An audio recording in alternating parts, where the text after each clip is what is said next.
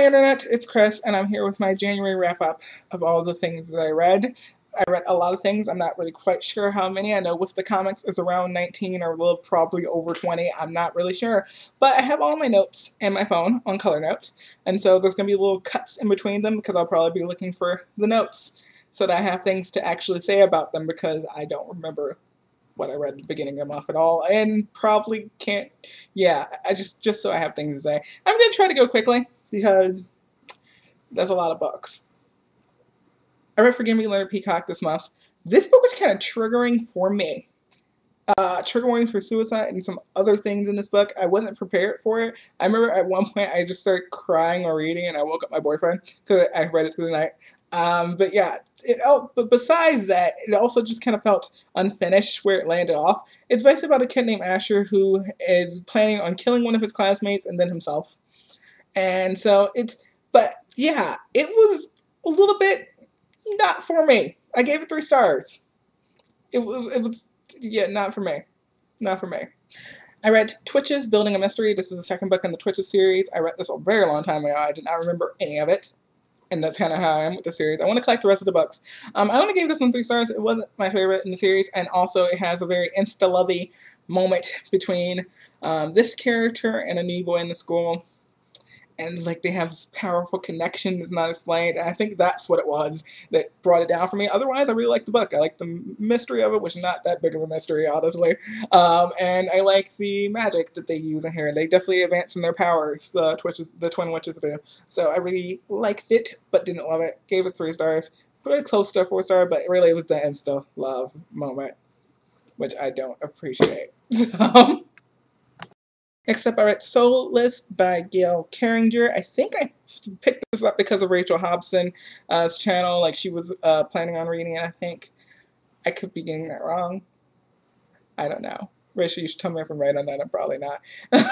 But yeah, this is a story about a girl named Alexei Terabati, and this is a world where everyone knows about the supernatural. Queen Elizabeth has a shadow parliament. She has a right-hand vampire and werewolf, and it is a really interesting world that I was really into, but the story didn't really live up to what I wanted it to. Like, I liked it, and I loved the world so much, and I loved Alexei's power. She's the soulless one. She has if she touches the supernatural, they revert to being mortal. And so it was interesting.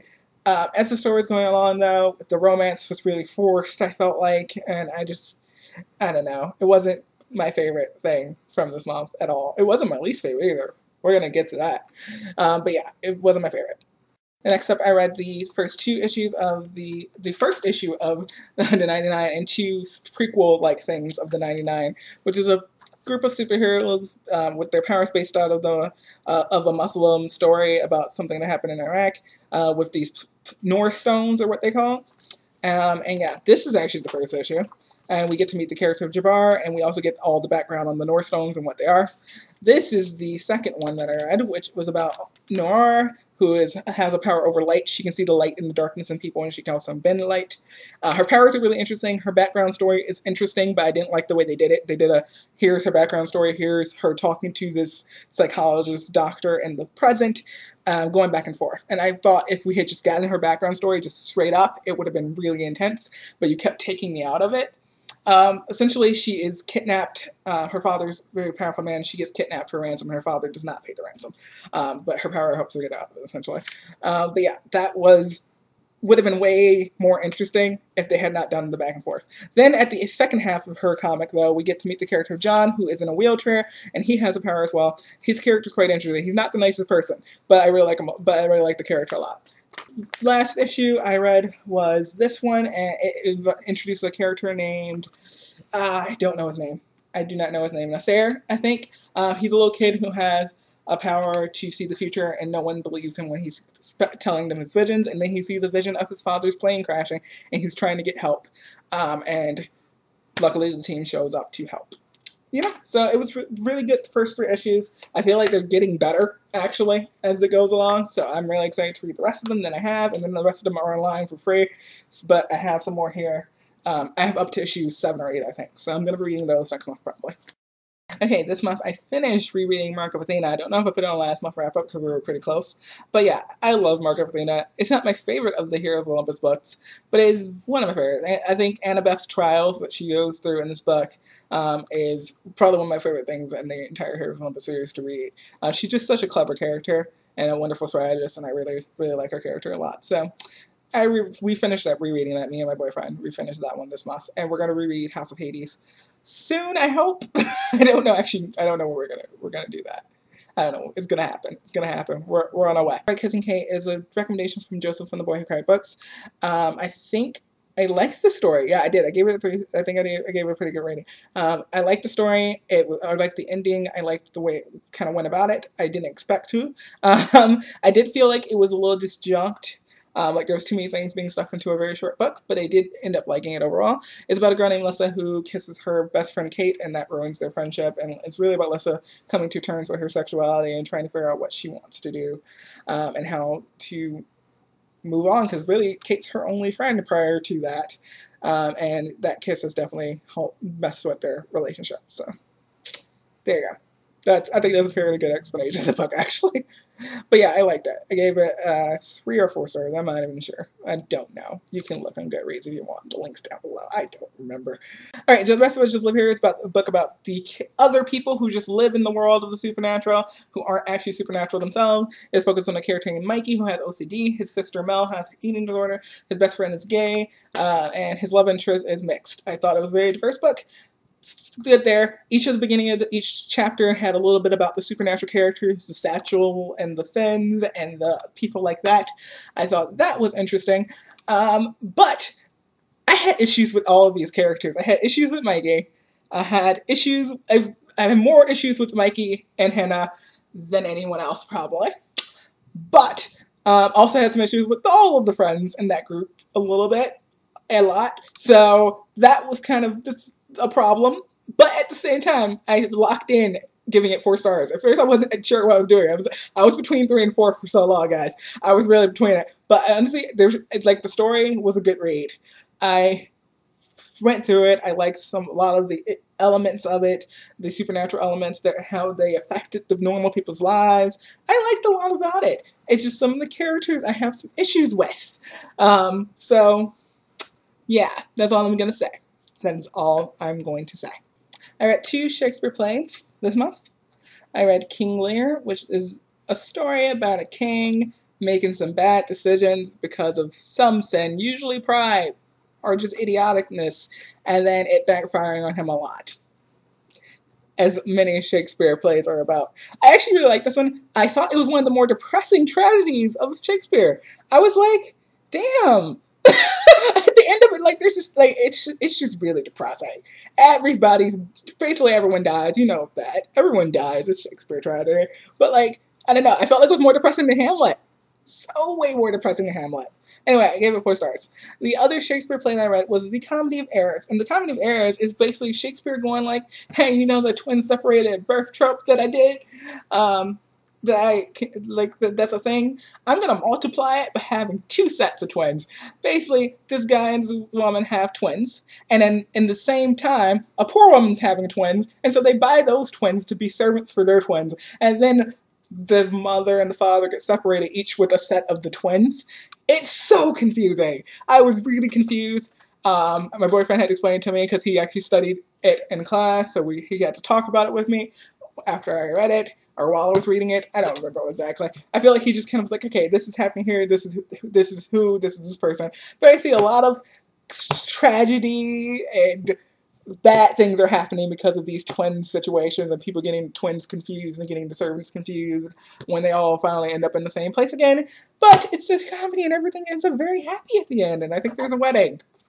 I think there's like a wedding proposal for sure. I don't know if there's actually a full-on wedding at the end, but there's going to be. Shakespeare comedies. It was good. They were both good. I gave The Comedy of Errors 5 stars though, because when I talked about it with my boyfriend, I was like, okay, this is something I would love to go see if we ever get a chance to go see it. If we ever hear about someone doing a production near Chicago of this, we're gonna go see it. That's something I want to do. I read Tale of Two Mommies, and this is a story about these 3 kids, and one of the kids has 2 mothers. And so these other 2 kids come and ask the kids some questions about having 2 moms. And I thought it was a cute little children's book, and I think it'd be very helpful for people who, if they want to teach their children about different sexualities, possibly. I often will read young queer children's books and middle grade books and see how I feel about them. And I thought that was very good. And there's also A Tale of Two Daddies. I might pick that one up if I can and read that one as well. Next, I read Thorns and Tangles by P.T. Hilton, who is a YouTuber here. And I follow his channel, and I had never actually read anything by him until I was just like, hey, this is free. It's a novella about an assassin named Zane Holloway and his assistant. And I was hooked from the first chapter. First chapter, I was like, okay, what's going on? I get to the end of it, I'm just like, yes, yes, yes, I'm in. And this is a world that has some magic. It has some big science advances, science and magic advances. So assassin story, you get to see him take on a job and figure out his mark and try to figure out how he's going to kill the person. It was just so good. I want to read the rest of these. I think I'm going to buy eventually like the collection of all of the Zane Holloway stories. I think there's a collection, and if I might be trying to buy that at some point. But you know how I am with money and buying books. Like, it's going to be a while, but I want to buy them. I want to read it, is my point. Like, this was really, really, really good. Next, I read Gloria O'Brien's History of the Future. I was recommended this by Tom Hoffman. I think it's one of his top books of last year. And it's by A.S. King. I really like A.S. King. I've read by her. I've read X Passions by her, and I really liked it. And so when I saw this kind of when he explained the summary of this book, I was like, this sounds interesting, and I'm into it. I'm going to pick it up. And I got it off Overdrive. And it was amazing. I loved it so much. Okay, this is a story about a girl named Glory and her friend Ellie, I'm gonna say right now. And basically, they drink a bat. They drink a bat. Like, they drink a bat. And then they get the power to see the histories and futures of everyone they look at. They look you in the eye, they can see into your past, they can see your descendants and what your descendants did, and they can see your future. And Glory is seeing a really scary future. It's another civil war. And this civil war is over, is because of some law that is going to get passed in the future where men will make it so that women can't work. Yes, and it creates a civil war. And this book was so what? I was like, what's going on? Oh, I loved it so much. So much feminism. I love Glory's character and what she kind of goes through in this book. Also, Glory is worried because she can't see her own future, and her mother is committed suicide in the past, so she's wondering if that she doesn't see her own future because of that. This book has something to mention. This book, because I'm going to have a DNF on here. This book has the only straight relationship in a book that I've read in a very long time, where I'm just like super, super for it. I was just like, I so ship this. I really, really like you two. There's nothing I dislike about her love interest. Nothing. And he doesn't even show up until about like maybe the third part of the book. I don't know. But like, I had no problem with them, which never happens. I was just like, yes, yes, this guy is awesome. You're awesome. I'm so for this right now. So yeah, heterosexual relationship that I was totally for and had no issues with. It's crazy, awesome amount of feminism. Really like A.S. King's writing style and the arcs that the story goes through. Every time it gets to near the end of a part, I'm like, it's going to end? No, it can't end. There's so much quick law. And then something else happens, and I'm just like, whoa, okay. I really like it. I really liked it. I really, really, really liked it. 5 stars. 5 stars. 5 stars. I think I gave it 4 stars. I gave it 5 stars. So yeah, I liked it a lot. This month, I read the Young Characters bonus comic, Flyboy. I waited until all of the entire comic came out before reading it. Flyboy is one of the characters on the Young Protectors team. He is the youngest of the Young Protectors, and so he often is kind of ignored. I feel like they treat him like he's a kid, essentially, when he's definitely not a kid. He's more experienced than the main character probably is. I'm just gonna guess that right now. But yeah, he's gay. And this is a story about him kind of doing some vigilante things that he does on the side. Flyboy's powers are that he can fly, obviously. He also has super senses. He can hear things from very far. He has super sight. And when he's flying, he can lift anything that he wants. He can throw a boulder at you as long as he's flying. He can carry a boulder or a truck or whatever. And he can hit about Mach 2 or farther. I don't really know. He can fly really hella fast. which is what he does in this thing. He does a bunch of vigilante stuff on the side that he's not supposed to do. His team's not even supposed to be doing superhero stuff. They're supposed to be doing search and rescue because they're so young. But he does a lot of vigilante stuff on the side, and he gets involved in a mob crisis. There's someone trying to steal from the mob who actually happens to be one of his old friends and possible lover. Yeah, so that happens. There's a really cute relationship that comes out of this. That we learn about Mitch having had a relationship with Corey in the past that ended because of Corey's father finding out. But they're so freaking cute. They're like these two teenagers with powers who are just really freaking cute. And I love them so much. This story happens in the middle of where we are in the Young Protectors. Young Protectors of Chapter 4 is way after where this happened. This happened before a major event in the Young Protectors at the end of Chapter 2. So basically, in the Chapter 2, this is happening in a different part of the world. And it makes me wonder just what, if Corey is going to come into play in the main comics. He probably should come to play in the main comic at some point. But I don't know. We're going to see. I really like the characters. I really liked Corey and Mitch's relationship. I ship it so hard, I can't even explain it to you. Like, if I can find a picture of their kiss, oh my god, guys. Oh, okay, I loved it. Anyway, that's all. We're gonna calm down now. Again, I also read Magnus Chase and The Gods Massacre, but When the Sword of Summer. Absolutely loved it. Really diverse characters. Samira as Arab, Valkyrie. Really interesting kind of combination for sure. The other two main kind of characters, best friends, are Hearthstone and Blitz. And while they're also interesting in other ways, Hearthstone is a deaf character and Blitz is black.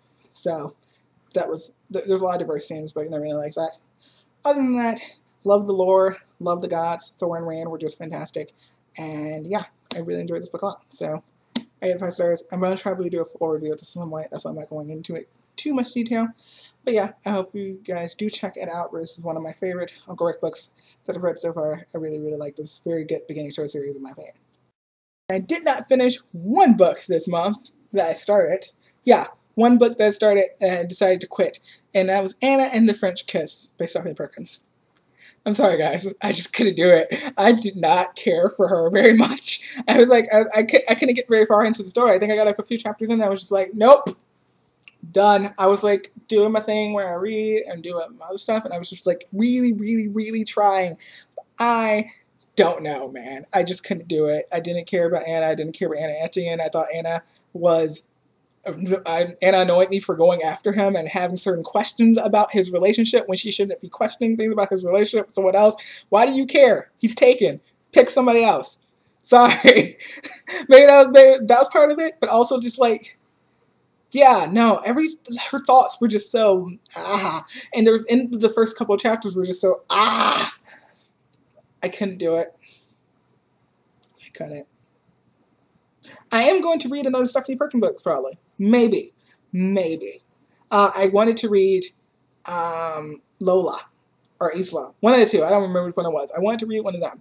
And French Kiss wasn't for me. I'm hoping maybe I'll like one of the other ones. We'll see. If I do, it's going to be through the Overdrive on the library, obviously, because I'm not going to bust out the way I didn't like the first thing I read by the person. But we'll see. I'm not going to read Anna French Kiss again, though, guys. It's just out. It's out. Alright guys, that's it for this video, and I hope you guys enjoyed it. If you did, you should like and subscribe. Sorry if this is a little bit long. Wrap-ups tend to happen that way when you read this much. I didn't try to. But yeah, this is a good start to my reading month. I hope you guys had a good start to reading month. You guys should tell me some of the things you read in January. And I will see you all in my next video. Bye!